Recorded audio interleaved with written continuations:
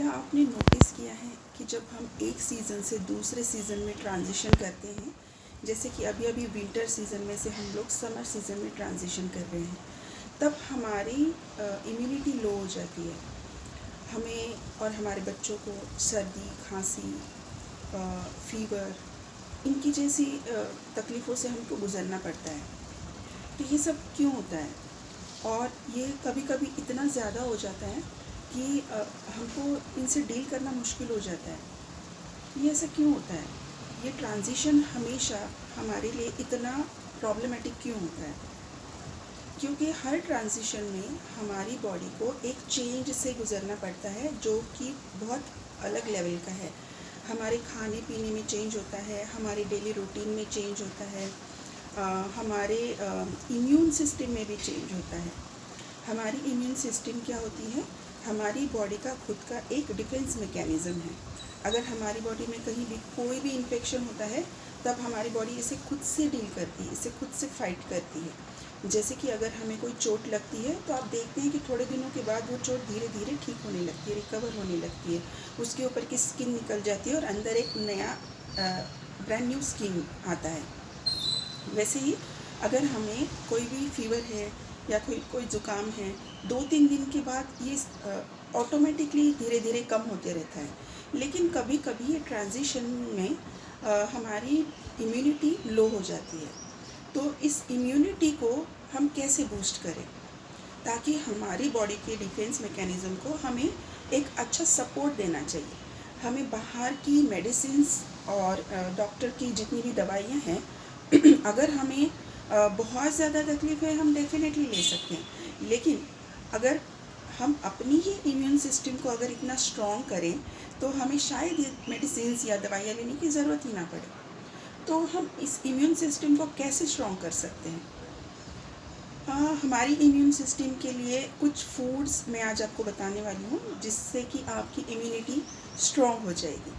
अब इसमें आते हैं हमारे विटामिन सी। कुछ मिनरल्स हैं, कुछ विटामिन्स हैं, जिनको लेने के बाद हमारी इम्यून सिस्टम को एक बूस्ट मिलता है। ठीक है, सबसे पहला है विटामिन सी।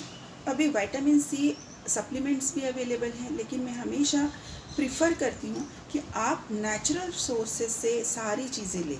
तो नेचुरल सोर्सेज में आता है ऑरेंजेस हैं, आप लेमन का यूज़ कर सकते हैं। सबसे ज़्यादा विटामिन सी अगर है तो ऑरेंजेस में है, आंवला में है, आप लेमन ले सकते हैं, आप हल्दी ले सकते हैं। ठीक है, आप कच्ची हल्दी का यूज़ कर सकते हैं। कच्ची हल्दी को आप पानी में बॉईल करके उसका एक्सट्रैक्ट ले सकते हैं। इसके बाद आता है एक बहुत इम्पॉर्टेंट चीज़ है, वो है ज़िंक। अब ज़िंक जो है वो आपको नट्स से मिल सकता है। मैंने हमेशा प्रेफर किया है ground nuts, cashew nuts, almonds. आप इनको हमेशा हैंडी रखिए, अपने पास रखिए, अपनी इवनिंग स्नैक्स में इनको डेफिनेटली खाइए।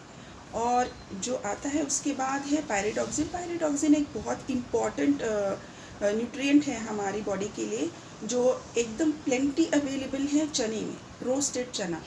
इसको डेफिनेटली आप खुद खाइए, अपने बच्चों को भी खिलाइए। देखिए, बहुत पहले से ये चीज़ है कि जब खांसी आती है तब कहते हैं कि चने खाओ। तो ये बस ऐसे ही नहीं बना है। कुछ चीज़ें हमारे ट्रेडिशन में, एक इंडियन कल्चर में बहुत पहले से होती आ रही हैं, जिसका कुछ मीनिंग है। अगर रिसर्च करेंगे आयुर्वेदा के हिसाब से, इसको क्यों लेते हैं? क्योंकि इसमें पायरिडॉक्सिन है। तो डेफिनेटली आप चने को, रोस्टेड चने को अपनी डाइट में इंक्लूड कीजिए। उसके बाद आते हैं कि अगर हम सोक नट्स लेते हैं, जो भी नट्स आप ले रहे हैं, जैसे कि अगर ड्राई फ्रूट्स ले रहे हैं, ड्राई फ्रूट्स हमारी लाइफ में बहुत इम्पॉर्टेंट है। अगर आप इनको सोक करके लेते हैं तो इनका जो बेनिफिट है, हेल्थ बेनिफिट, ये बहुत हद तक बढ़ जाता है। तो आप इसको डेफिनेटली सोक करके लीजिए। अभी हम देखेंगे कि इन सबको अगर लेना है तो हम कैसे कंबाइन करेंगे अपनी लाइफ में, क्योंकि हम कंफ्यूज हो जाते हैं कौन से टाइम में क्या चीज़ खाएं। सबसे पहले जानेंगे कि विटामिन सी का सोर्स जो है, जो फ्रूट्स, आप हमेशा फ्रूट्स को अपनी लंच टाइम के पहले रखें। और अगर आप नट्स को सोक करके लेना चाहते हैं तो इसे अपने ब्रेकफास्ट में रखें। और अगर आप नट्स को या फिर चने को ड्राई खाना चाहते हैं, इसे आप इवनिंग स्नैक्स में रखिए। ऐसी चीज़ों को अपनी हैंडी रखिए जिससे कि आपकी इम्यूनिटी बूस्ट। अगर आप आंवला को लेना चाहते हैं तो मैंने आपको बताया है, आप आंवला को कुक करके लीजिए। आप अभी जब तक समर कम्प्लीटली स्टार्ट नहीं हो रहा है, अभी भी कुछ कुछ जगह में आंवला अभी अवेलेबल है। आप इसे ज़रूर अपनी डाइट में इंक्लूड कीजिए, क्योंकि इसमें सबसे ज़्यादा विटामिन सी है। ऑरेंज इसमें सबसे ज़्यादा विटामिन सी है। अगर आप पाइनएप्पल खाना चाहते हैं और लेकिन पाइनएप्पल से आप डरते हैं, बहुत सारे लोगों को पाइनएप्पल खाने के बाद गले में किचकिच होती है, इरिटेशन होती है, आप पाइनएप्पल को कुक करके खाइए। आप इसको बस स्टीम कीजिए, फ्रिज में रखिए, जब आपका मन करेगा थोड़ा सा बाहर निकालिए, नॉर्मल टेम्परेचर पे इसके खाइए। ऐसे बहुत सारी चीज़ें हैं जो हमारी इम्यूनिटी को बूस्ट करती हैं। आप अपनी डाइट में इंक्लूड कीजिए जो नेचुरल सोर्सेस हैं। अगर आप पिकल लेना चाहते हैं तो आप ऑयली पिकल ना लें।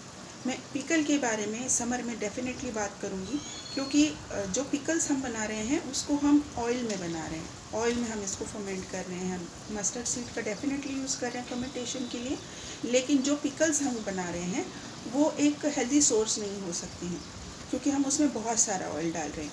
ऑयल और घी हमें खाना है, लेकिन हमको उसका कितना क्वांटिटी खाना है ये मैटर करता है, ताकि हम एक हेल्दी लाइफस्टाइल जिए, हमको उससे साइड इफ़ेक्ट ना हो, हम उसका सिर्फ फ़ायदा ही फ़ायदा उठाएं। इसके लिए पिकल का रेसिपी मैं समर में, जब समर आएगा तब मैं बताऊंगी। अभी के लिए आप सिर्फ और सिर्फ अपनी इम्यूनिटी बूस्टिंग पे ध्यान दीजिए, क्योंकि ट्रांजिशनिंग चल रही है, सीज़न ट्रांजिशन हो रहा है। अगर हमें कोल्ड कफ या फीवर हो रहा है तो इन सारे फ्रूट्स को, इन सारे नट्स को या इन सारी चीज़ों को अपनी डाइट में इंक्लूड कीजिए और चेंज देखिए। आप नीचे डेफिनेटली कमेंट बॉक्स में लिखिए, जब आप इन चीज़ों को अपनी डाइट में इंक्लूड करते हैं आपने क्या चेंज देखा है। इसी के जैसी बहुत सारी इन्फॉर्मेटिव वीडियोस के लिए मेरे चैनल को लाइक कीजिए, शेयर कीजिए, सब्सक्राइब कीजिए और बेल आइकन को ज़रूर प्रेस कीजिए, ताकि मेरी सारी वीडियोस की नोटिफिकेशन सबसे पहले आपको मिले। इसी की तरह एक अलग और इन्फॉर्मेटिव वीडियो मैं नेक्स्ट टाइम में लेकर आऊँगी। तब तक के लिए अपना और अपनी फैमिली का ध्यान रखिए। Take care, bye bye.